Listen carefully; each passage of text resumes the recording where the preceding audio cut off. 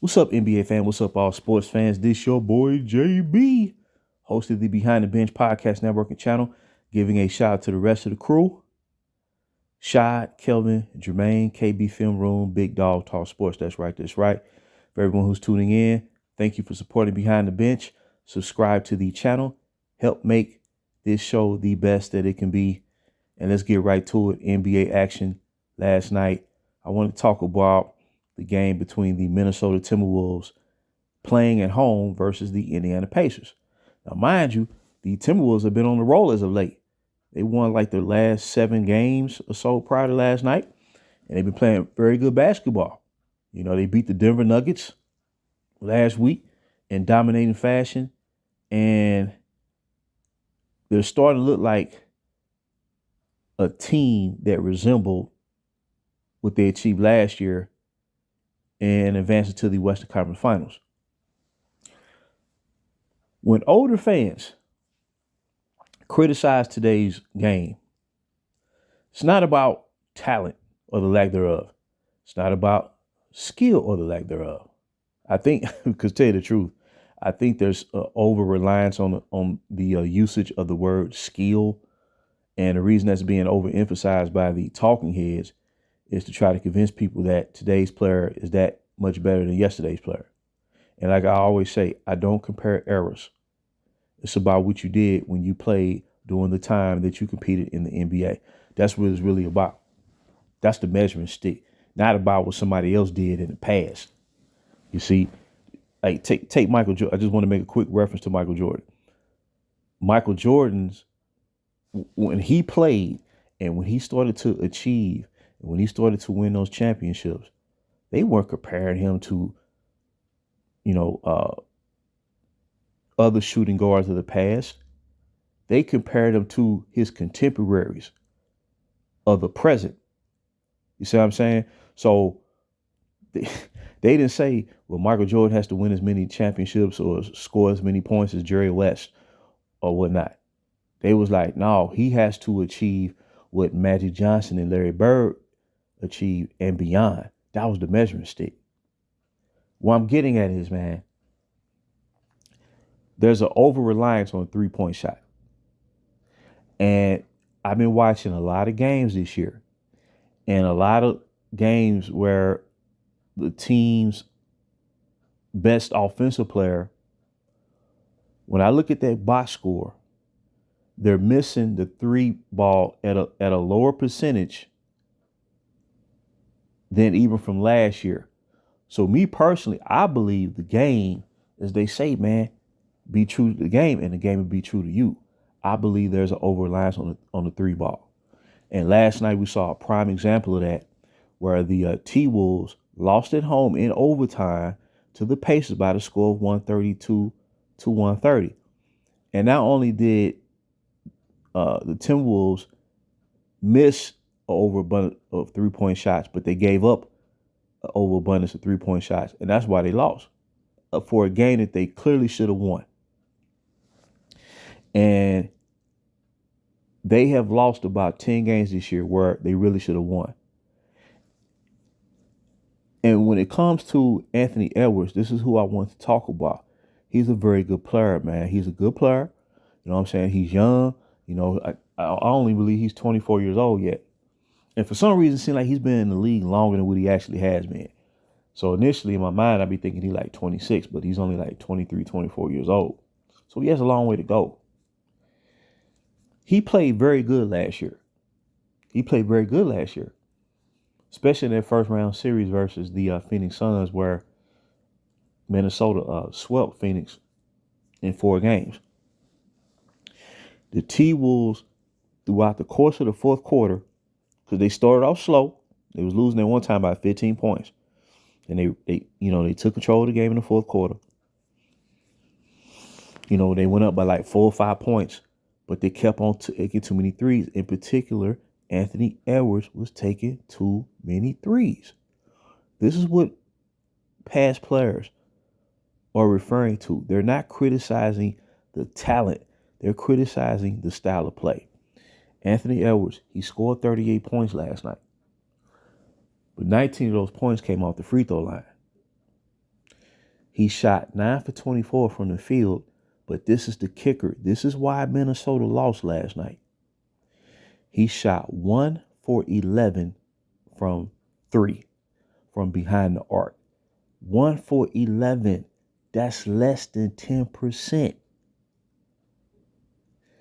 So essentially, he left 30 points on the board, where if he had limited the 3-point shot attempts to half of what he wound up taking, around, let's say, 6 3-point shot attempts, and either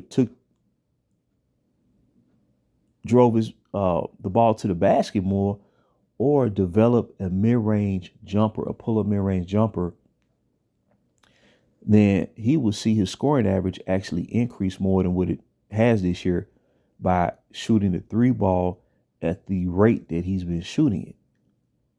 The problem is he led Minnesota to lose that game when they clearly should have won it.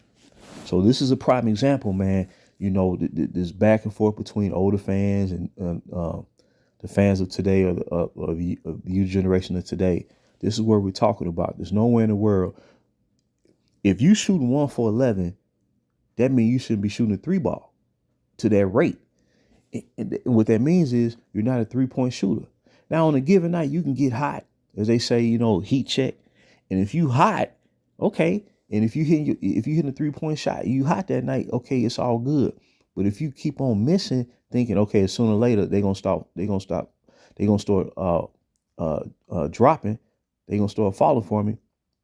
It's fool's gold. It's fool's gold, because you hit that 1, you be like, okay, man, I'm ready to go now. My shot falling. But you only made 1 out of 11.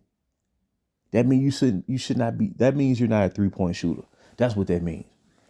And this is why we say players of yesterday, particularly your top scorers or your star players, their games were more well-rounded. It's not about talent or lack thereof, or comparing the talent, because the NBA is the greatest basketball league of all time. So every generation of NBA players, that means they were the best in the world during the time that they played. So what I'm saying is, man, there was no reason by the point of the fourth quarter last night, when Minnesota had control of that game, and he kept on taking threes. And then, other players on Minnesota kept on taking threes. There was no reason to do that. What happens is you miss the 3, Indiana gets a long rebound, they immediately start transition, so your defense is not even in position to react appropriately, and then they gonna spot it behind the 3-point line, trying to come back from a deficit, and the pressure was on Minnesota at that point to maintain the lead, and they wound up losing that game. So I just want to drop this real quick, man. And like I said, Anthony Edwards, he's been playing better as of late, and that's why he was named Western Conference Player of the Week recently, because of the way he was performing out there on the court. And he reverted back to shooting that 3 ball way too much. And at some point, this is where the head coach got to step in. What's the head coach name up there? Is it Chris Finch? He got to step in and say, man, you got to stop taking them threes, man. And what he should do, because they got him bringing the ball, down the court. A lot of times in these games, it really should be Mike Conley. He's the point guard, and then you play positional basketball, and he can set you up to take a more appropriate shot down the stretch. And then, like I said, he did go to the foul line a lot last night. That's why Minnesota should have won that game. But that 3 ball, man, you fall for it, because you're looking at like 3 is better than 2, but you're missing it at such a higher clip that if you focus on developing your mid-range game, what you'll find is you won't have to rely on the 3 ball as much. You see what I'm saying? So when you shoot 1 for 11, you're going to lose. And it ain't just him. Like I said, it's a lot of star players, man. I've seen games where James Harden, who is playing well this year, He's very durable. You can always be confident that James Harden's gonna be out there on the court, ready to play for his team. The problem is I've seen games where he shot 1 for 9 from 3 or 2 for 10. You gonna lose. And it seemed like a lot of two guards, a lot of shooting guards are taking way too many threes because of the lack of the mid-range game. And so that's why we say the star players, the wing players from, like, say, the 90s or whatnot, to be elite scorers back then, man, you had to have bona fide go-to moves, man. You had to have a mid-range game. If not, if you're a wing player, I guarantee you're not going to be an elite scorer. You're not. So yeah, Ant-Man, he needs to work on the mid-range game, man, because if they go to the playoffs and he shoot the threes like that, they're not gonna go far. They're not gonna go far, man. You have to have that mid-range game. You got to, man. That's why Kawhi Leonard in 2019, he played at such a great level that he led Toronto to their first ever championship. He wasn't shooting a lot of threes.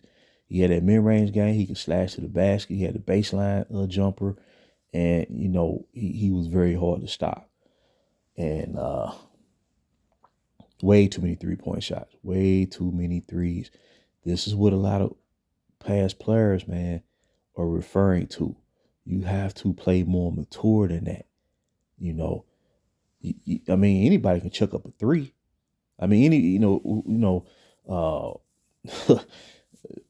Anybody who's tuning and listen to this, we all can go out there and just shoot a three just for the sake of shooting it. But it's not sound basketball. And this is what we're talking about. It's the one aspect of the game that a lot of primary players are missing today. You see what I'm saying? That players had, that they incorporated into their game back then. It's just a fact, man. Like I said, I'm not comparing errors, but there's no reason to shoot 11 threes and you only wind up making one. And I think the one he did make, that was like towards the end of the game. So prior to that, he hadn't made any. You ain't finna win like that. You're just not gonna win like that.